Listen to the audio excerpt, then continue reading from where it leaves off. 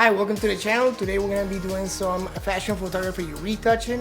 We're going to take a picture that looks like this and turn it into something that looks like this. We're going to be using Lightroom, Photoshop, and Luminar 4. So if that's something that you're interested in, I invite for you to stay tuned.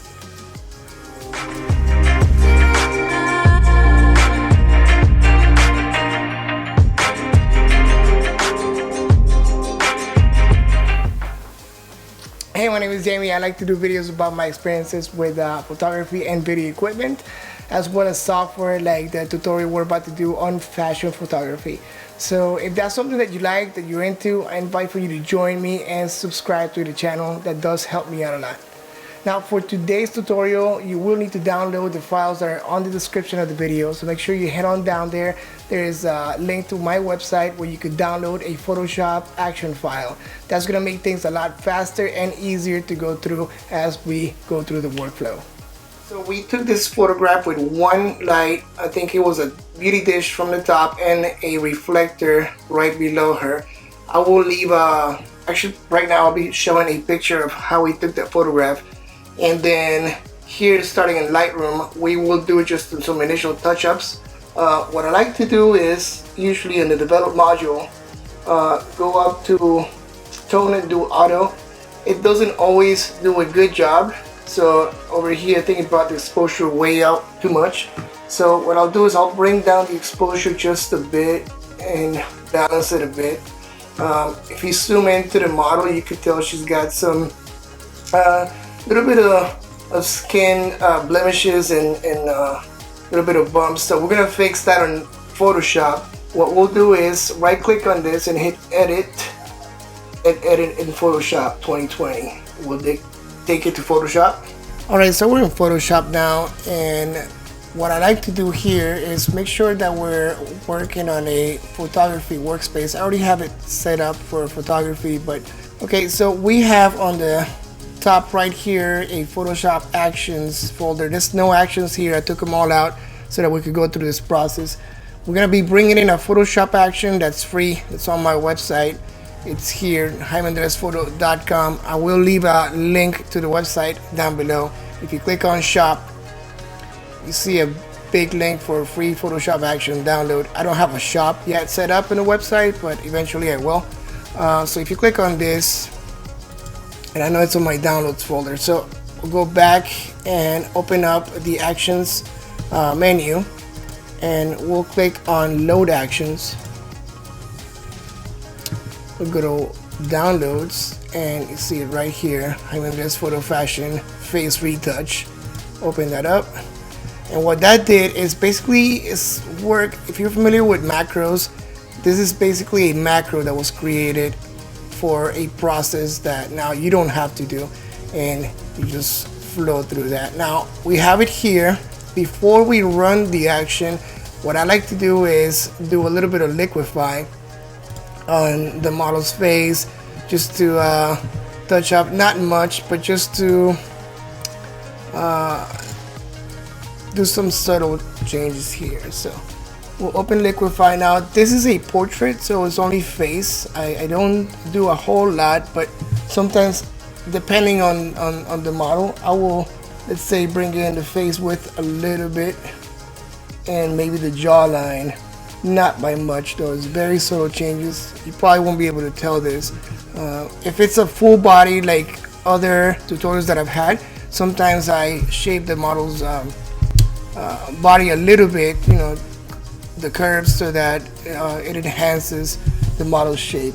So I think that we're gonna leave it at that for now. It's good enough. Click OK, and now we can click on play button here. Click on this, open it up.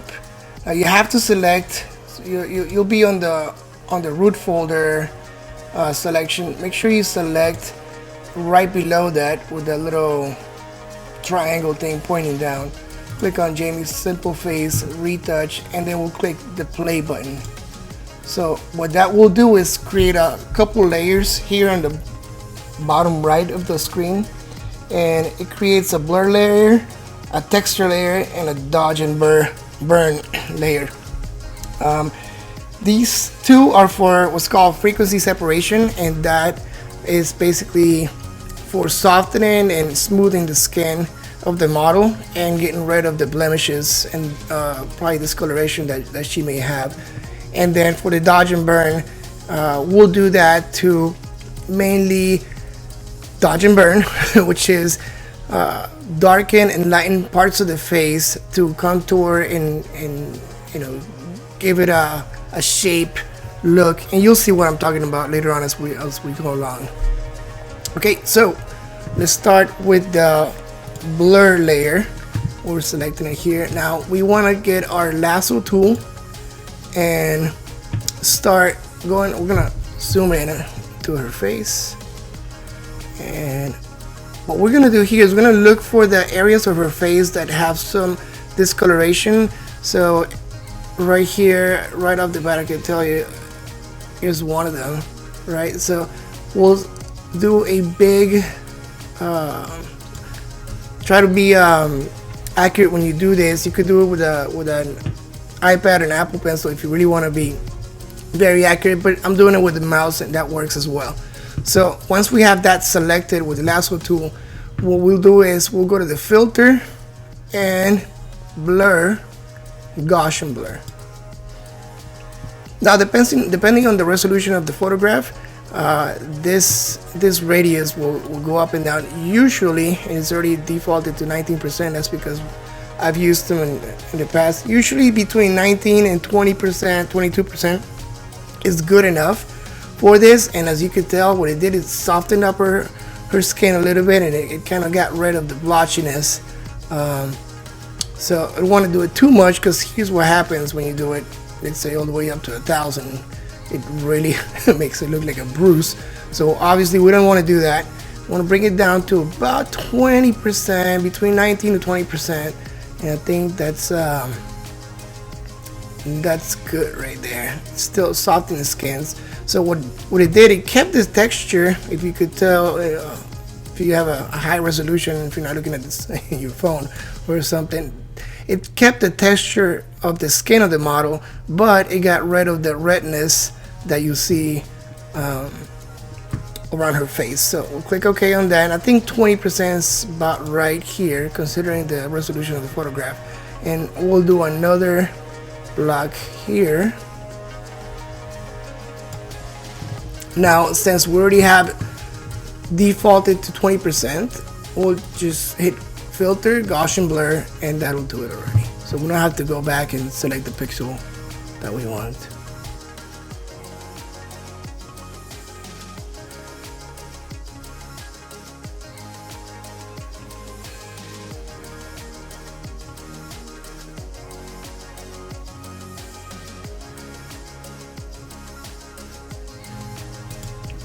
Looks a lot more even now. Now what we want to do still is clicking on the texture layer, and let's click Command D to deselect what the lasso tool had selected. And now on the texture layer, what we're going to do is, if the model has pimples or bumps in the skin that were kept,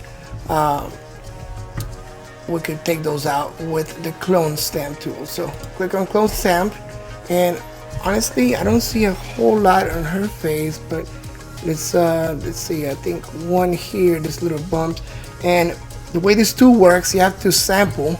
So you click on the option button and sample where it's very smooth in her face, and then we go to the bumps are at, and this is very subtle. It's not something, oh, gotta be careful that you don't go over hair, because that'll mess things up, and you have to constantly resample.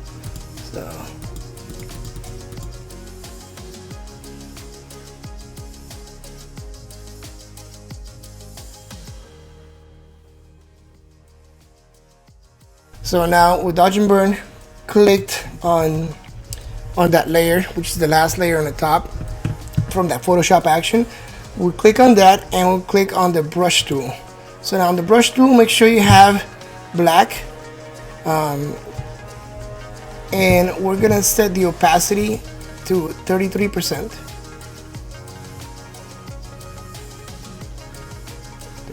3. Flow, you can leave it at 100, and smoothing 10%. This may not be by default, so make sure you change it to that.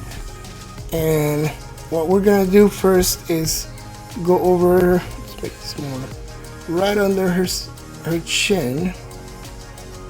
Right? Oh, that didn't come out too good, but it's okay. Alright, and then a little bit here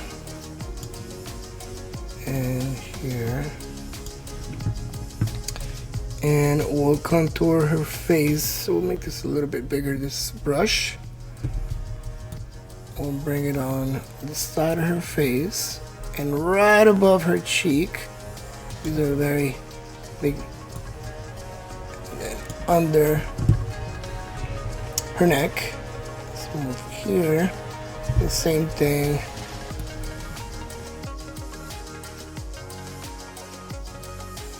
Now, so if you hit X, it'll switch the brush from black to white. So I hit X, and here we'll start painting where we want light. So we just painted black, or darkened up where we want shadows, right? And now we're gonna paint white when we want light. Now there's already a lot of light here in her forehead and here on her cheeks. Usually I would paint a triangle on her forehead and down her nose, and then some triangles on her cheeks. And I'm doing real fast because I'm gonna do undo on this.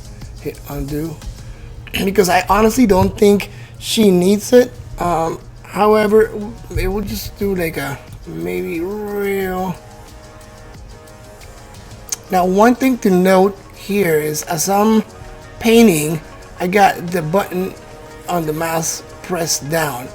If you let go and press it again, now you're gonna start going over it again, and what that does is it doubles up on the white on the shade.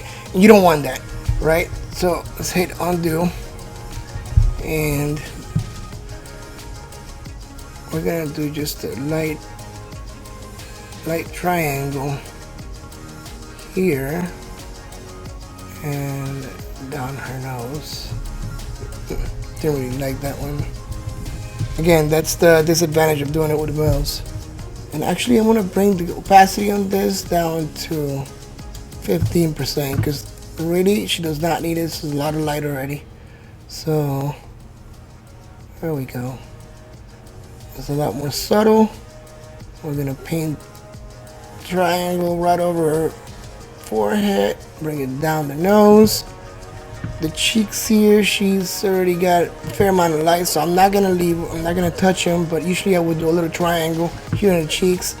I'll touch over her lips, make this a little smaller.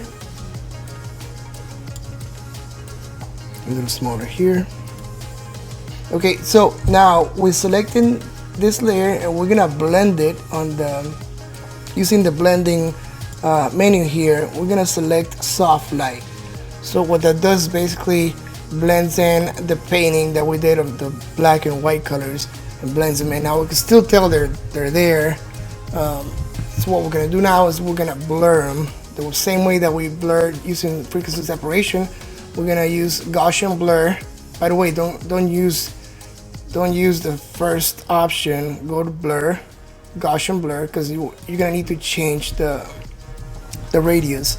So here we got it at 20%. Usually for this type of photograph, between 20 to 24 pixels is good enough. You could play around with it and see.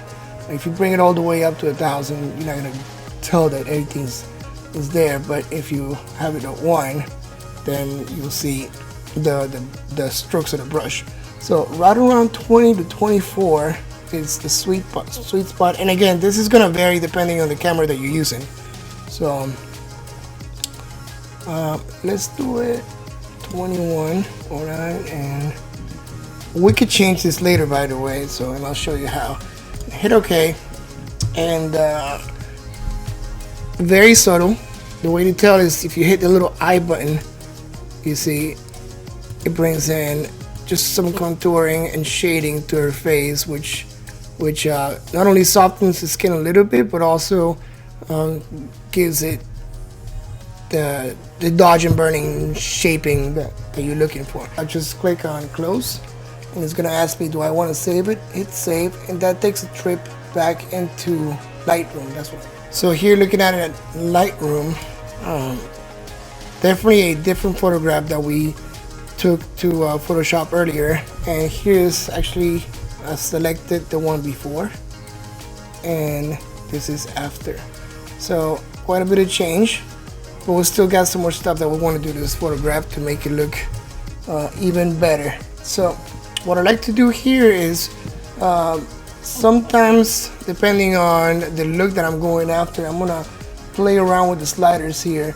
I'm gonna bring down the exposure just a little bit, and that's because her face definitely is a little bit overexposed if you look at the histogram. But also it's a matter of preference of how you want the portrait to look like, right? So I think that bringing down the exposure just a bit more was good. Now that we fixed her face and some of the bumps that she had on it, we could bring in the texture and clarity just a little bit up. Again, this is a matter of preference. I usually bring in clarity because that's just the look that I like to give the portraits that I do for fashion. It does bring out the texture of her skin, just especially since we're playing with the texture slider. Actually, I'm gonna bring it down just a little bit here. I think we could have fixed her skin here a little bit more, but that's fine. We're good here. Also like to give it some vignette, especially for a photograph like this where we have her face right in the middle. And for that, if you scroll down to right under the transform, post crop vignetting. So I usually do a -15 or 20 depending on the photograph. So I think that 19 is good. We're looking at that. All right, so the next thing that we want to do now is work on her eyes. She's got her mouth is closed, so usually I would whiten teeth if that was necessary. Obviously she's not showing her teeth, so we don't have to do that. Now for her eyes, Lightroom has a really cool feature in which if you click on the brush tool and select effect, we'll do, where's the iris enhance? There you go. So we'll click on that and scroll down to make the brush just a little bit smaller, and then go over her iris. Try not to touch the skin, just the iris part of the eye. And right now it seems like it's not doing anything, but you know, I gotta click down the button on the mouse, and we'll see once we start playing with the sliders.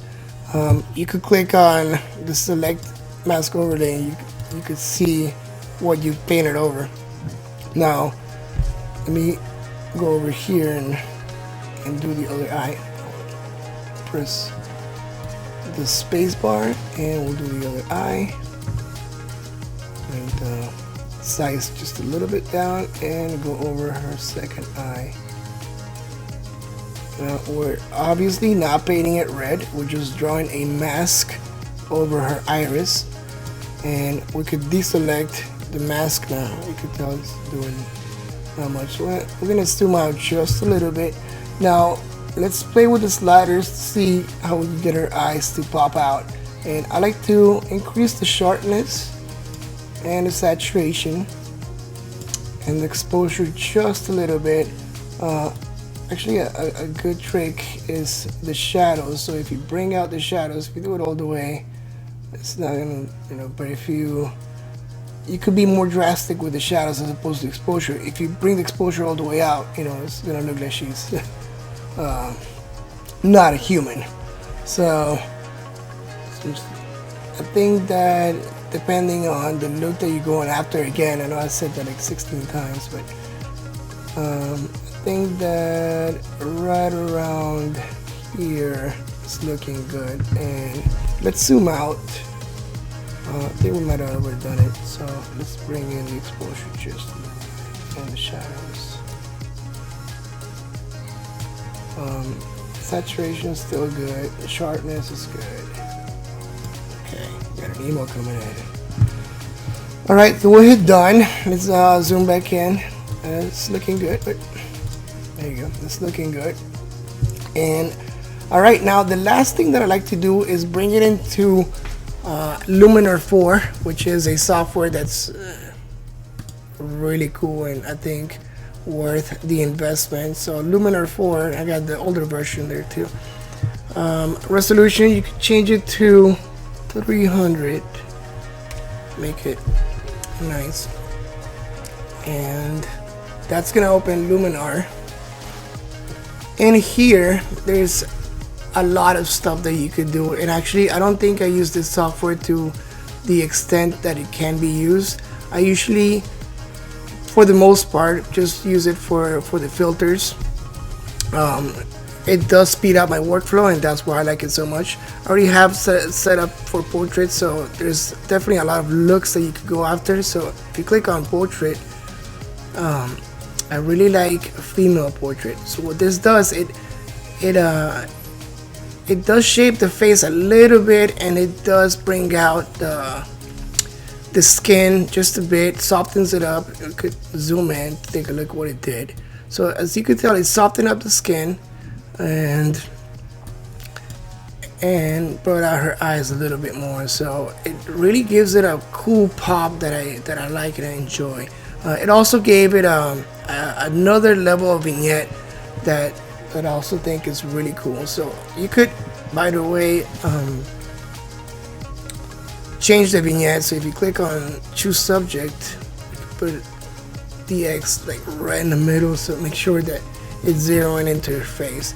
So now that's really bringing out her face and making it pop. Okay, I think we're done here. You can play around with the details enhancer, and on the portrait side, sometimes I like to play around with the slider, which is the IA skin enhancer, depending on. So I think bring it up to 75, and you can select this for artificial intelligence skin defects removal. So I guess what that does, it kind of does a little bit of what we did earlier with the frequency separation, but it's done through smart artificial intelligence. So okay, I'm happy with the way this looks now. I'm gonna hit apply, and this is gonna make a trip back to Lightroom. Let's select the original photograph and do a comparison. Quite a bit of difference, as you can tell. I think that we can still play around a little bit with the colors on her cheek, especially here. I think that could be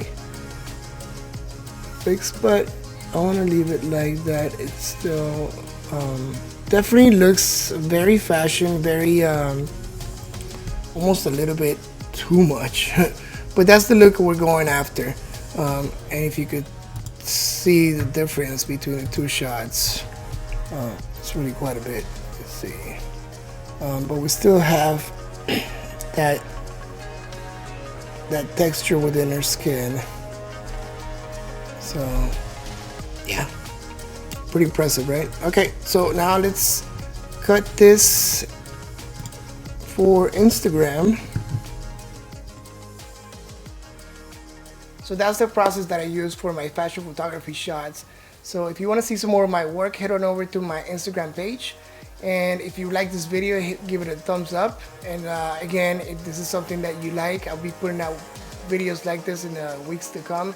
So I invite for you to join me and subscribe to the channel. Thanks.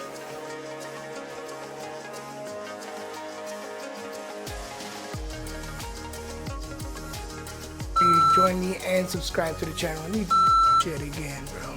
Is this thing on? Head on to the website. And so that's how I get to the and so that's how come on.